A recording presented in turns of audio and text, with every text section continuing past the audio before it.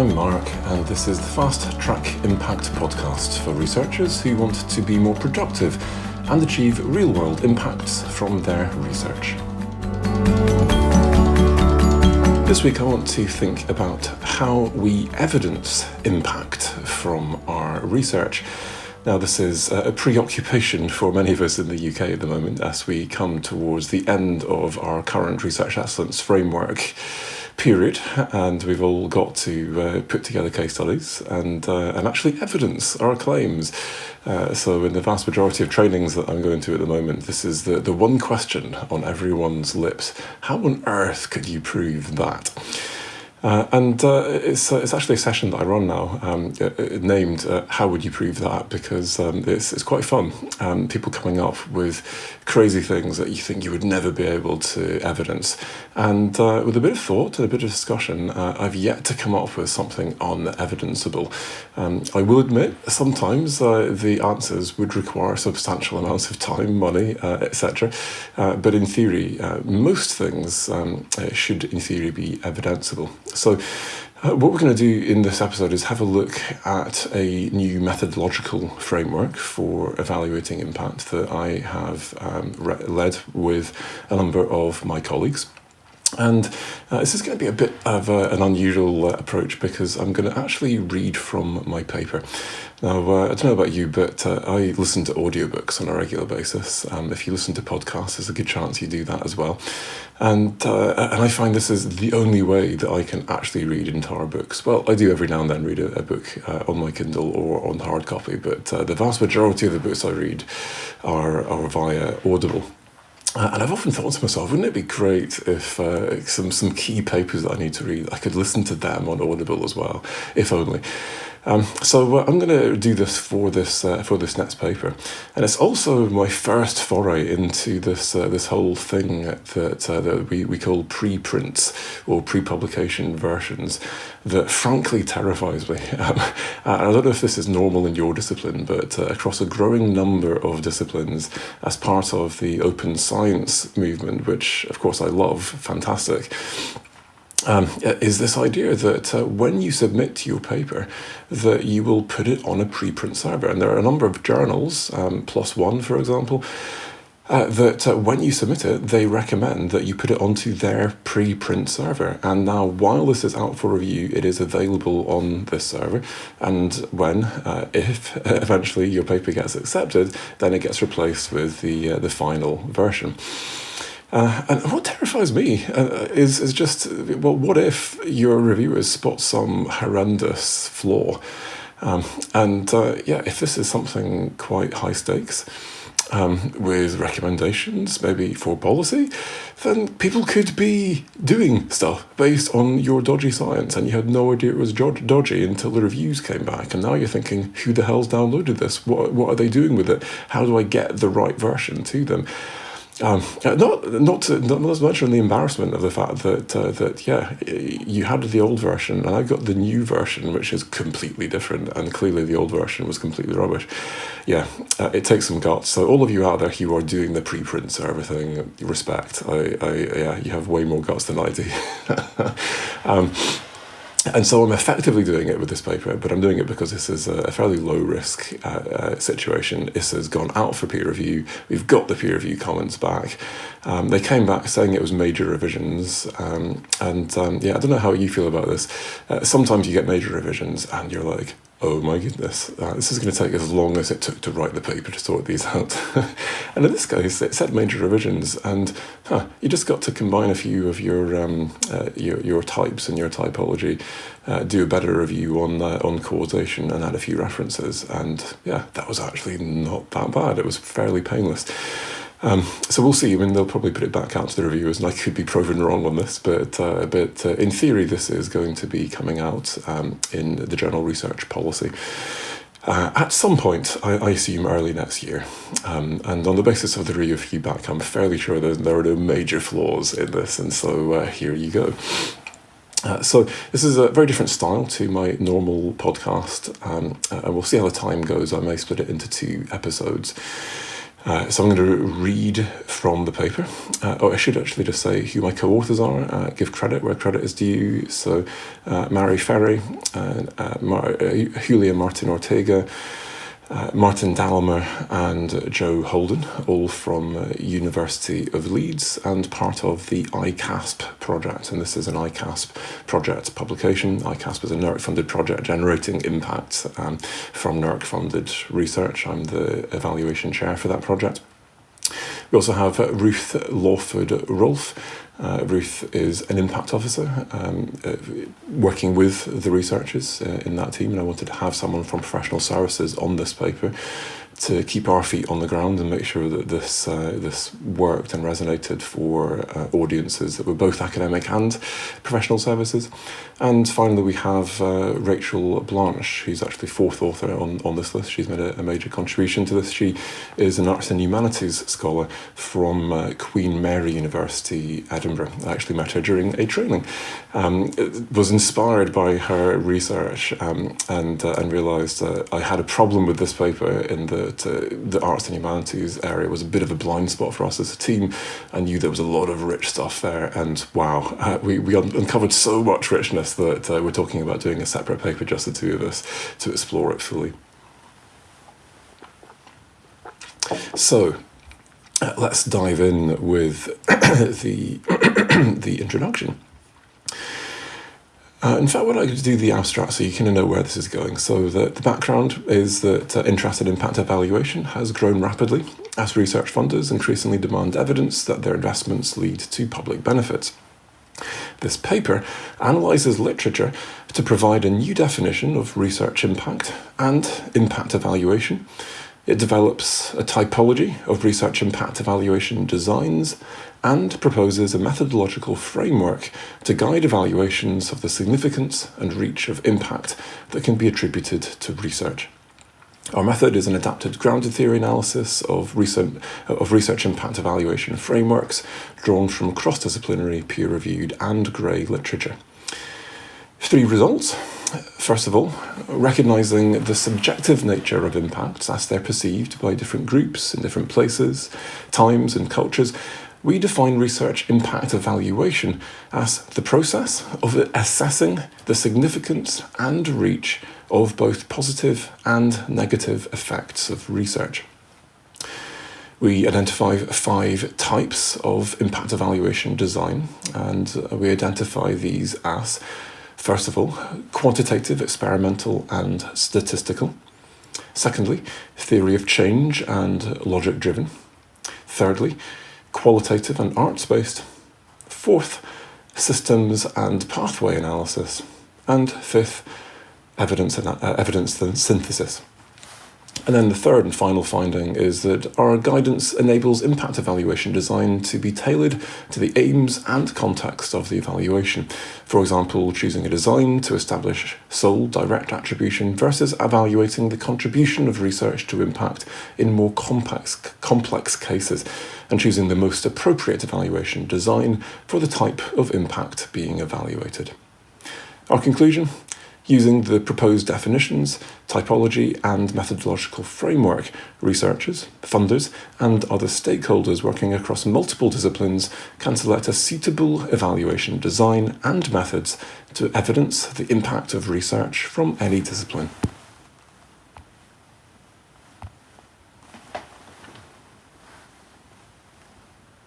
So let's move to the introduction.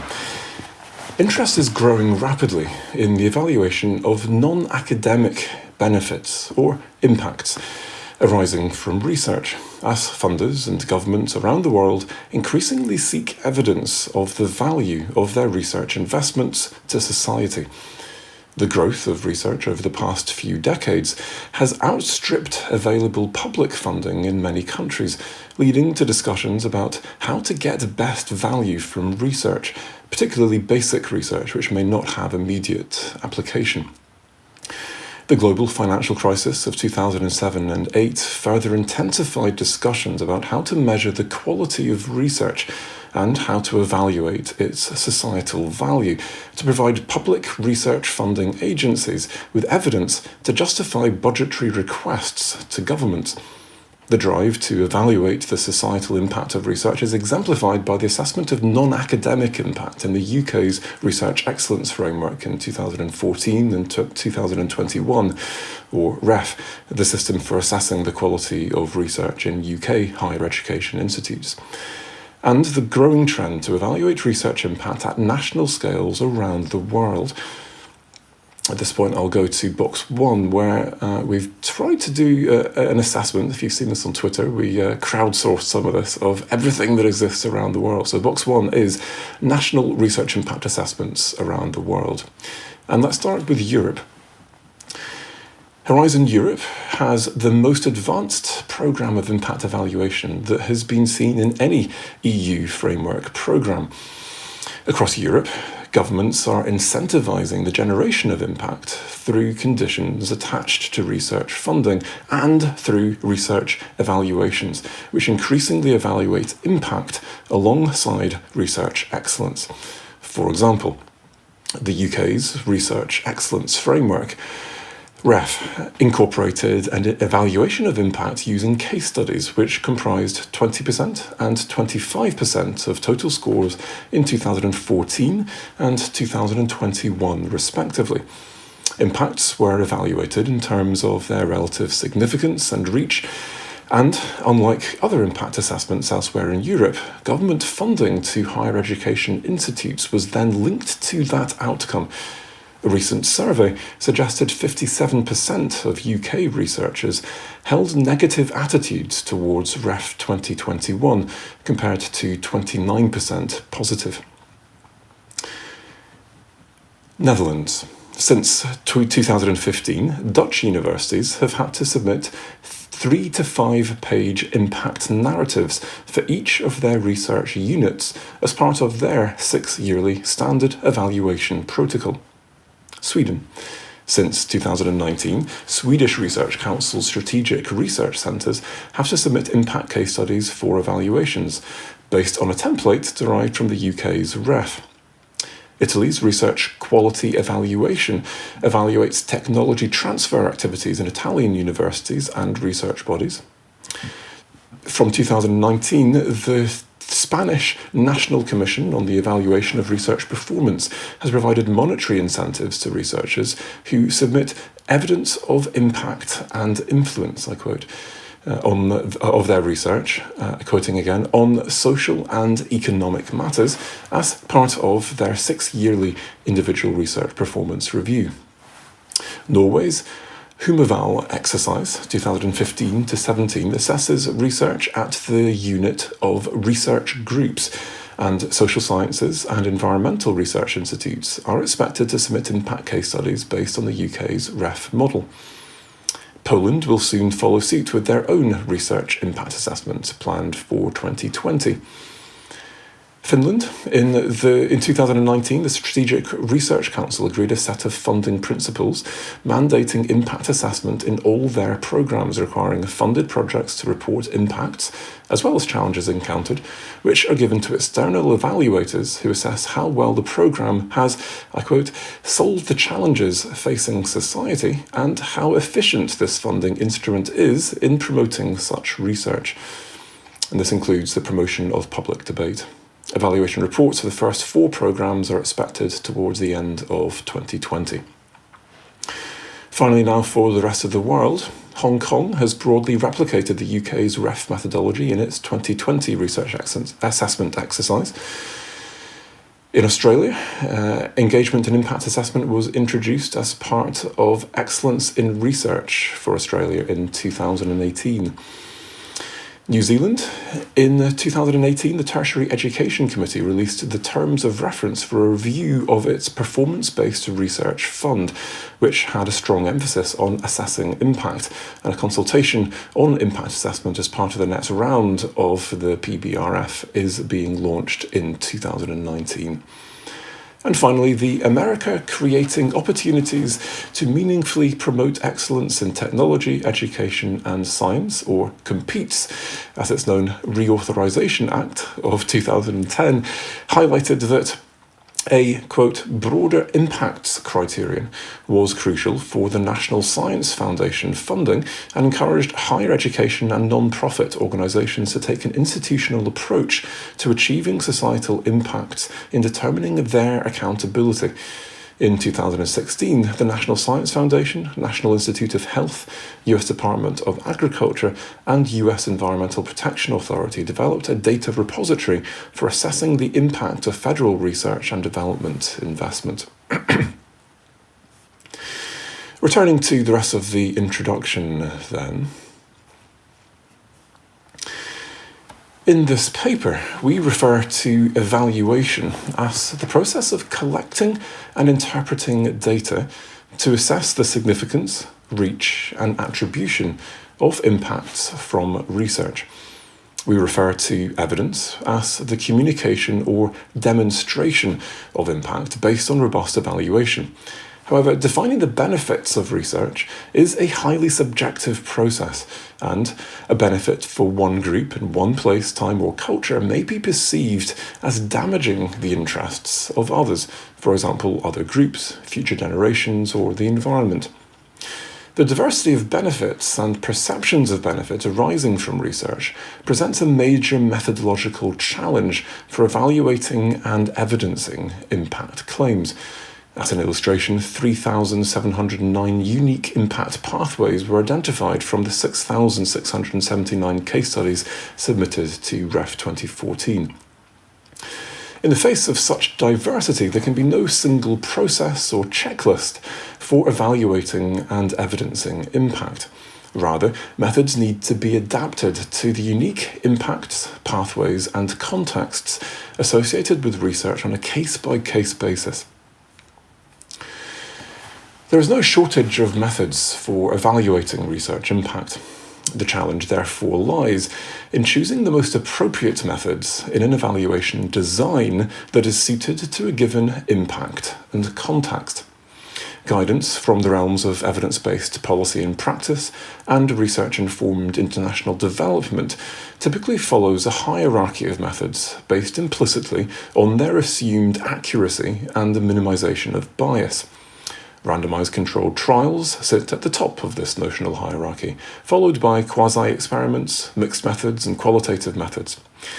Implicit in this hierarchy is the idea that quantitative methods are superior to qualitative methods. This hierarchy may be valid in the evaluation of some types of impact in certain contexts. For example, where it's possible to isolate and evidence the sole cause, for example, an intervention based on research of any given effect, the impact. However, it's increasingly clear that the relationship between research and societal impact is far more indirect, non-linear, and complex than many evaluation frameworks allow. Indeed, it's rare for an impact in any domain to be solely attributable to a single research project or output. More commonly, impacts arise from a body of knowledge that may include hundreds or even thousands of strands of research, some of which may stretch back several decades. Moreover, effects from research are often mediated by many other enabling factors, for example, new incentives, economic volatility, or changing attitudes, without which the impacts would not have been possible. Furthermore, pathways to impact, the knowledge exchange or engagement activities that facilitate impact, are often littered with unintended positive or negative consequences. Time lags, lack of researcher control over the implementation of recommendations, ethical challenges, spillover effects, and knowledge creep. And that makes evaluation difficult. Sorry, typo. I'm correcting it as I go. Even when these factors are taken into account, few evaluations of research impact draw on the latest literature or are aware of the full range of evaluation options available. As a result, many evaluations of research impact are not able to capture the multifaceted, complex and long-term benefits arising from research. and so can lack credibility and potentially offer few lessons to enhance future practice in research or impact domains. In response to these challenges, there have been calls for research impact evaluation to draw on mixed methods approaches, triangulating evidence from multiple sources to demonstrate rigour. Evaluating and evidencing impact is harder for some research disciplines than others. The impact agenda aligns well with the norms and practices of some, especially more applied disciplines, and the intrinsic motivations of certain researchers, legitimising their investment of time and energy in the pursuit of impact. However, there is evidence that other researchers, especially from arts, humanities, and pure science disciplines, whose work may have no obvious or concrete application or immediate or obvious public interest, are concerned by expectations that their work should generate impact and feel that their academic freedom is under threat from the increasing evaluation and especially metricization of impact. With this in mind, it's important to emphasise that rather than legitimising a narrowing and instrumentalisation of impact through evaluation, we seek to provide a holistic and adaptive framework within which to think critically about a diverse range of impacts from research from any discipline. In this paper, we attempt to tackle some of the key challenges of evaluating and evidencing impacts arising from research. We do so by proposing a comprehensive research impact evaluation typology and methodological framework based on an analysis of evaluation frameworks from multiple disciplines. Methodological frameworks currently available are not well adapted for application beyond the disciplines within which they were originally developed. By comparing impact evaluation frameworks from different research fields, we hope to enable researchers, funders, and other stakeholders to easily select, and where relevant integrate, the most appropriate methods for evaluating and evidencing the impact of research.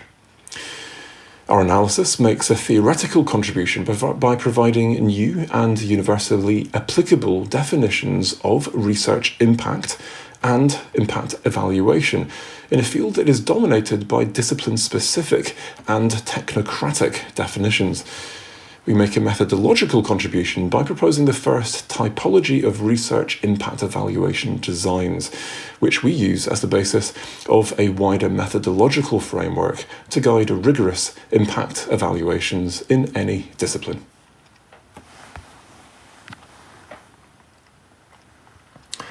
Section 2 is called Definitions. What is research impact evaluation? And to start that, section 2.1 has to, of course, ask the question then, what is research impact? A number of definitions of research impact have been developed, primarily in technical documents guiding research assessments. For example, the Australian Research Council, Research England, etc. Or within narrow disciplinary contexts. And a bunch of other references that I've quoted here. Throughout all of this, of course, loads of references. I'm kind of cutting them out just to make this read a bit easier. Alla et al. 2017 reviewed 108 definitions, noting the tendency to discuss rather than define impact, and called for greater conceptual clarity on impact. Their definition was tailored specifically for use in health policy contexts. There are problems with many of the existing definitions of research impact. For example, they tend to restrict their focus to certain types of beneficiary to the exclusion of others. For example, Research England's 2019 anthropocentric focus on, quote, economy, society and/or culture, to the apparent exclusion of environmental impacts, non-human beneficiaries, and future generations. They also typically combine definitions of impact with typologies, listing examples of types of impact as part of their definition. For example, Notley et al. 2007 and Morton 2015 define impact as changes in, quote, awareness, knowledge and understanding, ideas, attitudes and perceptions, and policy in practice as a result of research. Temporal dimensions of impact are rarely considered. As Brewer 2011 noted, impact, quote, varies over time and can change positively or negatively at the one-point snapshot whenever it is measured. The most widely used definitions rarely explicitly recognise the subjectivity associated with determining who benefits from research and how, and the extent to which research can be shown to have made a necessary or sufficient contribution towards the benefit. Impact is in the eye of the beholder. A benefit perceived by one group at one time and place may be perceived as harmful or damaging by another group at the same or another time or place. These value judgments and assumptions are implicit in most definitions of research impact, which are rarely unpacked. The word impact could, of course, refer to positive or negative effects of research, but the implicit focus is on benefits. A researcher aspiring to achieve one impact may discover unexpected alternative benefits or unintended negative consequences.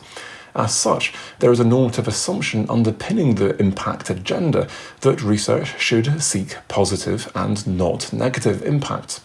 This focus on seeking positive outcomes matches perceptions of impact evaluators who were interviewed by Samuel and Derek, 2015, as part of the REF 2014 process, which showed most viewed impact as an outcome that they would define as a change or, quote, difference that was conceptualized by some as the, quote, final outcome and by others as a series of secondary or intermediary outcomes that may ultimately lead to the final outcome. As such, our definition recognizes and makes explicit this normative dimension of impact as benefit. Finally, definitions of research impact rarely consider the nature or level of attribution between research and impact, which can vary considerably. The causal relationship between research and impact can be 1. Necessary. The research was necessary to generate the impact, implying sole attribution between research and impact. 2. The causal relationship could be sufficient. The research was sufficient to generate the impact, but there may be additional causes, implying likely attribution, or that the research played a significant role in leading to the impact.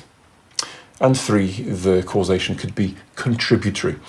The research was one of many causes leading to the effect, implying that the research may not have been necessary or sufficient to generate the impact. There could have been other confounding factors. A wee typo there. The impact of any impact evaluation is to establish, the task of any impact evaluation is to establish whether or not there is a causal relationship between research and impact, providing evidence that the research was sufficient, at least, or necessary, at best, rather than just being contributory to the impact. Necessary and sufficient cause can be established in a number of ways. Counterfactual causation is demonstrated by showing that it's plausible that the research led to the impact and that the impact would not have been possible without the research. Additive causation is demonstrated by showing a dynamic relationship between research and impact variables such that one varies with the other. Generative causation is demonstrated by showing showing the mechanism or process that causes the research to generate impact. Each of these types of cause and effect relationship may be demonstrated probabilistically, for example, using experimental design and statistics, or through triangulation, where multiple sources of evidence are compared to infer a likely relationship. Building on these considerations, we define research impact as perceived and demonstrable benefits to individuals, groups, organisations and society, brackets, including human and non-human entities in the present and future, close brackets, that are causally linked, necessarily or sufficiently to research. I'm going to read that again so you don't have to rewind that back, because this is a crucial point. We define research impact as perceived and demonstrable benefits to individuals, groups, organisations and society, including humans and non-human entities in the present and future, that are causally linked necessarily or sufficiently to research. Section 2.2. What is research impact evaluation? Although by definition, see the previous section, the impact agenda focuses on benefits, it's clear that there may be a variety of perspectives that may challenge whether or not research led to unquestionably beneficial outcomes. It's therefore essential that the process of impact evaluation looks even-handedly at these different perspectives to provide researchers with formative feedback that can enable them to learn from mistakes, identify and hopefully reduce negative outcomes during the pathway to impact, and build capacity for more responsible research and innovation. If this is not possible, then an impact evaluation needs to represent the diversity of perspectives on the outcomes of the research, whether positive or negative, based on the same ethics that govern the research process itself. We therefore define research impact evaluation as the process of assessing the significance and reach, defined later in this section, of both positive and negative effects of research. I'll say that again. We define research impact evaluation as the process of assessing the significance and reach of both positive and negative effects of research. Impacts may be evaluated over different time horizons, at different social scales, say from individuals to society, spatial scales from local to international, and across multiple domains, including social, economic, environmental, health and well-being, and cultural. In addition to these ultimate impact domains, there are a range of intermediary domains where impacts can occur, including understanding and awareness, attitudinal change, behaviour change, and decision-making. So that was one category, behaviour change and decision-making, policy and capacity building. I should know this, it's based on my own typology from the Research Impact Handbook. Our approach focuses on evaluating impact in two ways. First of all, on impact on individuals and organisations, including funders, who may be engaging directly with research, or who are the object of research, or who are being targeted in other ways as beneficiaries of a research project. And two, those indirectly affected by research. We're interested in how these individuals or organisations learn, think, behave, and benefit, or are compromised or harmed as a result of their engagement with research. As such, evaluation of impact must go beyond the measurement of outcomes to more nuanced assessments of tacit and implicit effects of research that may need to be accessed indirectly and evaluated in qualitative terms. Based on the definition of impact above, it is clear that impact evaluation is not only concerned with identifying ultimate end-of-pipe impacts, for example, economic or health and well-being impacts, benefits, but also the range of intermediate impacts that occur on the pathway to impact, such as understanding and awareness, behaviour change, and policy. Significance and reach are the two most commonly used criteria to assess impact from research, as used, for example, in the UK's Research Excellence Framework.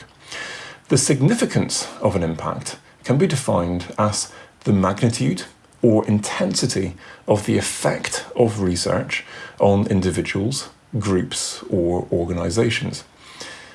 The reach of an impact can be defined as the number, extent, or diversity of individuals, groups, or organisations that benefit from research. Reach can be understood in two ways. First, scaling out refers to an impact spreading socially from one individual, community, organisation, or interest group to another, and or spatially, for example, from the farm to the catchment level, or from one state or country to another. Second, scaling up and scaling down refer to an impact reaching a higher or lower institutional or governance level, for example, from influencing individual behaviour change and changing policy mechanisms, for example, regulation, to influencing the policy frameworks within which those mechanisms sit. Alternatively, scaling up could range from changing individual perceptions to social learning, where ideas spread through social networks to become situated in communities of practice or social units. To take another example, scaling up could range from informal changes in individual professional practice to changes in codes of conduct, professional guidance, or organisational practice. These processes can operate in reverse, where impacts scale down from higher to lower institutional or governance levels. For example, evidence-based policies operationalised through regulation that affect individual behaviour change. Another typo. Always a good thing to read your paper before you submit it.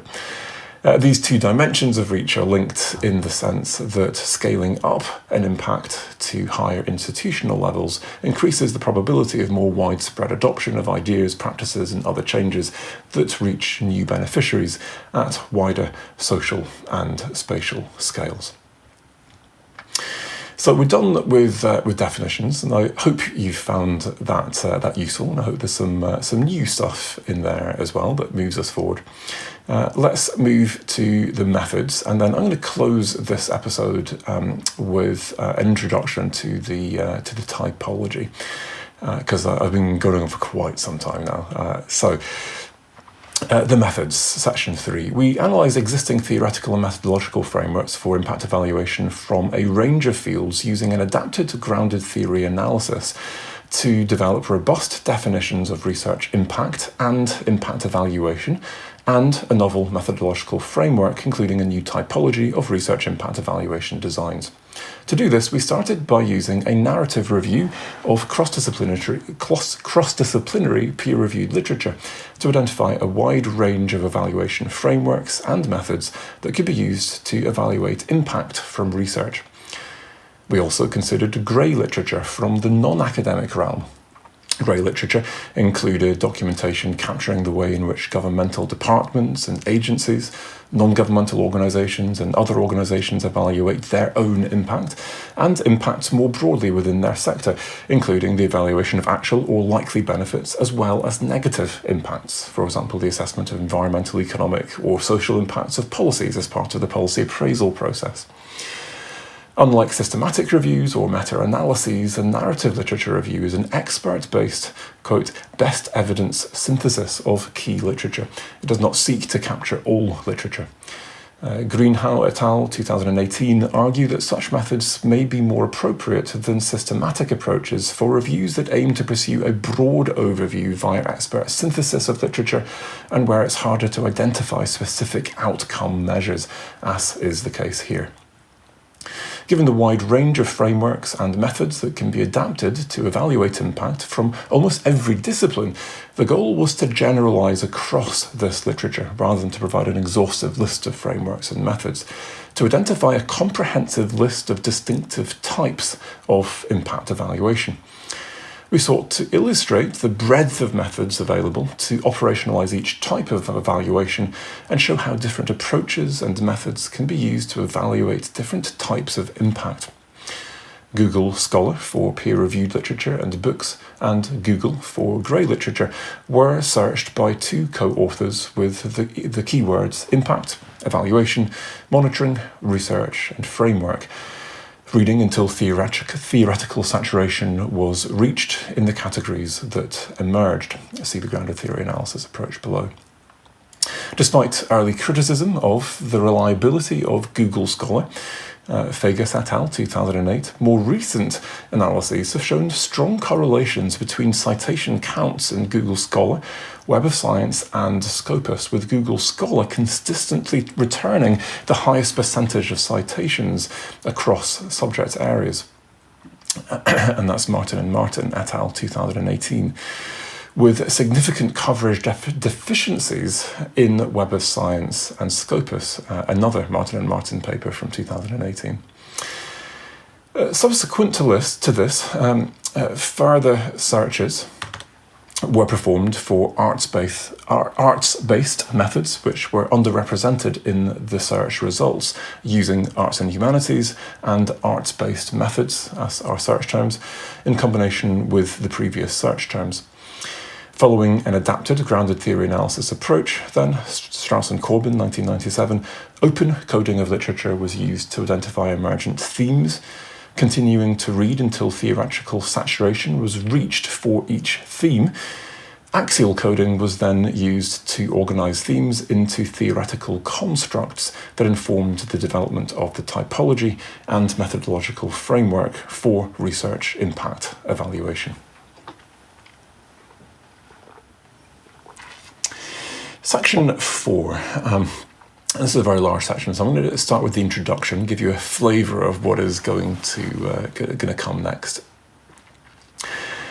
The methods for evaluating impacts are as numerous and diverse as the research and impacts they seek to evaluate. There is no gold standard method, checklist, or standard process. Rather than attempting to lay out a prescriptive methodology for impact evaluation, this section reviews the general approaches to evaluation design, within which any number of methods can be selected and/or arranged. Here we distinguish between evaluation design as a framework within which different evaluation methods can be chosen or arranged. For example, systems approaches that integrate relevant methods for evaluating different system components whilst providing assessments of links and feedbacks between those components. Or family-related evaluation methods as another way of thinking about evaluation design or frameworks. And the example here is qualitative versus quantitative methods. Sorry, long sentence. As with any choice of design and methods in research, this will be influenced by the ontology, epistemology, and theoretical perspective of the choice maker. For example, quantitative, experimental, and statistical evaluation designs are more likely to arise from a realist ontology, objective epistemology, and positivist, theoretical, perspective, whereas qualitative and arts-based evaluation designs are more likely to arise from a relativist ontology, subjective epistemology, and constructivist, interpretivist, or postmodern theoretical perspective. If you want more on ontology, epistemology, and theoretical perspectives, I quoted Moon and Blackman, 2014. Stick that phrase into Google Scholar and you get the paper. It really does simplify all of that jargon, trust me. That was an aside. Following this approach, it is possible to design an evaluation that has the potential to generate highly rigorous data. However, it is important to ensure that the methods selected within the design are proportionate, as the most rigorous forms of data collection may only be necessary for high-risk evaluations. For example, randomized controlled trials are essential to claim impacts from drug discovery, or where there is sensitivity or controversy. For example, impacts arising from research that disrupts the market or challenges long-held beliefs. Depending on the purpose of the evaluation, for low-risk, uncontroversial impacts, it may be possible to choose methods within a type of evaluation that are quick and cost-effective. For example, online surveys, case studies, or testimonials, adding additional data and methods as resources are available to ensure the findings are sufficiently robust. Two key theoretical constructs emerged from the analysis of literature, and these are conceptualized in figure 1, which you can't see, but it's just simply a 2x2 matrix, as two continua along which research impact evaluations can be arranged or categorized. 1. Evaluation designs with a summative focus on achieving, evidencing, and claiming impacts and being accountable, referred to referred to as external evaluation by Richards in 2008, versus a design with a more formative focus on ongoing monitoring, learning, adaptation, and taking epistemic responsibility for the generation of impact. The second theoretical construct was evaluation designs that trace direct sole attribution. This is research as a necessary cause of impact, as we discussed earlier, versus designs that trace pathways to impact and assess the significance of the contribution that the research made to the impact as one of a range of contributing factors. Research as a sufficient cause of impact, as we described earlier. So imagine, if you can, two lines in a cross, and we've got the x-axis running horizontally from formative to summative, and we've got the y-axis running vertically from research as a sufficient cause of impact to research as a necessary cause of impact. And in those four quadrants, then, we can map the various different types of evaluation design that we've got in our typology.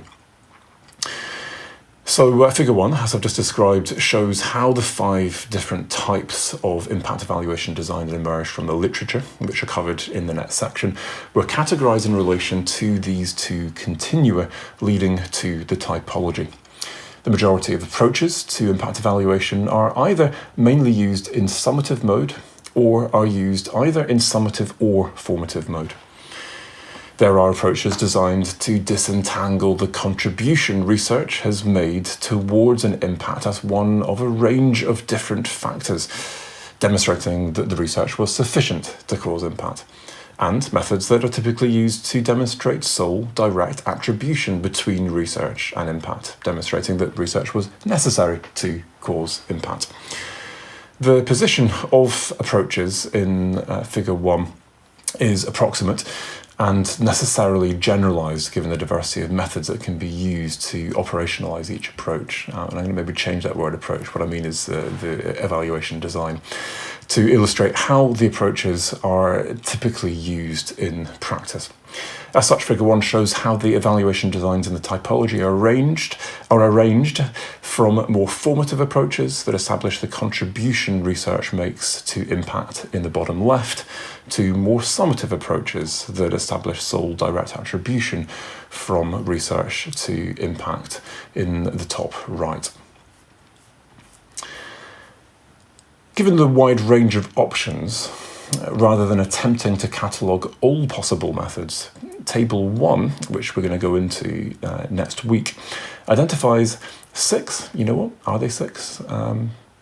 No, they're 5. We were asked to combine 2 of these. I'm correcting as I go. 5 different types of evaluation design from the literature, within which a range of methods are then nested. Each type of impact evaluation design takes a different approach to establishing attribution and between... Sorry? There's a typo there, sorry. Let me start that sentence again.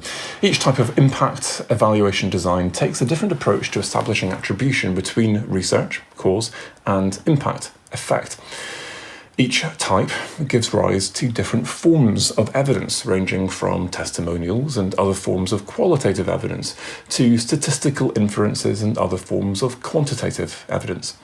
Some types of evaluation design have distinct epistemological and or disciplinary routes, for example, experimental or arts-based approaches, but are not restricted to evaluating impacts from this sort of research. For example, experimental approaches could be used to evaluate impacts arising from arts and humanities research, and arts-based methods could be used to evaluate impacts arising from experimental research. So the rest of this section then reviews each type of impact evaluation in turn, considering some of the key advantages and limitations associated with each. So I'm going to tell you what the 5 types are and give you a few examples of each, and I'll conclude there. So I'm not going to leave you hanging entirely till next week, but next week we will then have a look at each of these in turn. In the table, this is a similar table to the table that you'll see in chapter 22 of the Research Impact Handbook, if you've got that. Column A in this is the type of research impact evaluation, but the last column is the type of impact that this type of evaluation will typically give you evidence for. And so one way of using this as a table is to start, well, what is the impact I need to evaluate? Let's go to the last column, and now let's then use that to choose what might be an appropriate evaluation design. So we've got 5 types: quantitative, experimental, and statistical. We've got theory of change or logic-driven. We've got systems and pathway analysis, and we've got qualitative and arts-based. And evidence synthesis.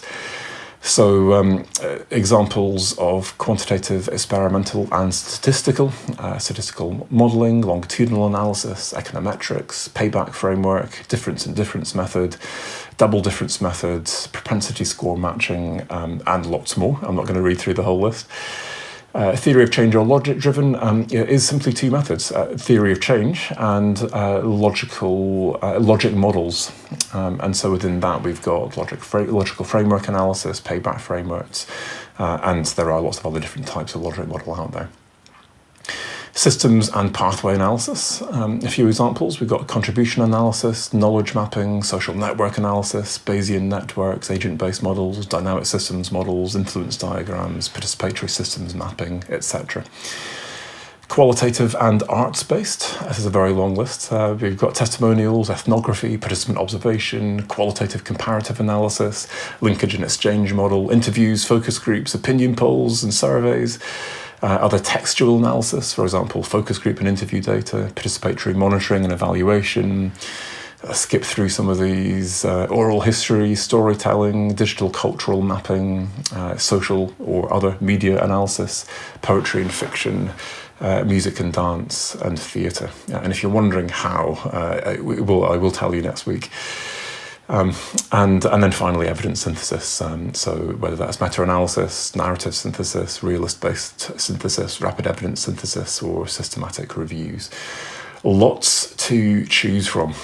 So I'm going to go through some more in Table 1, looking at the characteristics of these, the way in which they establish cause and effect between research and impacts, some of the examples of the types of impact that you might get from these, and talk in more depth about each of these different categories of research evaluation, and then discuss these to come up with the full methodological framework next week. And as you can see, this I've come with a new kind of approach to writing papers here, haven't I? Because it's always that thing when you're reading a paper before you're about to resubmit, that you kind of skim over that section. Oh, I've read that so many times, and actually there's a really embarrassing typo right in the middle of it. I have spotted numerous typos, so it will be a better paper. Thanks to you listening to this. I do apologise if that's made it slightly challenging to listen to at times. But lots to learn from here. We've got impact. We've got an impact definition, a formal, academic, theoretically grounded, I would argue, impact definition that I hope will be widely used, that I think solves some of the problems with the existing definitions that we've got. We've got a definition of impact evaluation as well, which I think is also useful. That's a starting point if you want to try and do this. You have to know what it is that you're doing. We've got some thinking around significance and reach, and a new approach to thinking about reach in 2 very different ways. We've had to think then about various different types of causation, sufficient versus necessary or contributory, and within that the various different types of causation that you can use within an impact evaluation. And we've begun to think about, in theory, some of the constructs that might distinguish one type of evaluation from another, whether it's formative or summative, whether this is about sole direct or necessary necessary causation versus sufficient causation. And you've got a sense of what those different types of evaluation might in fact look like. So hopefully lots of food for thought to be mulling over before you get your second instalment next week.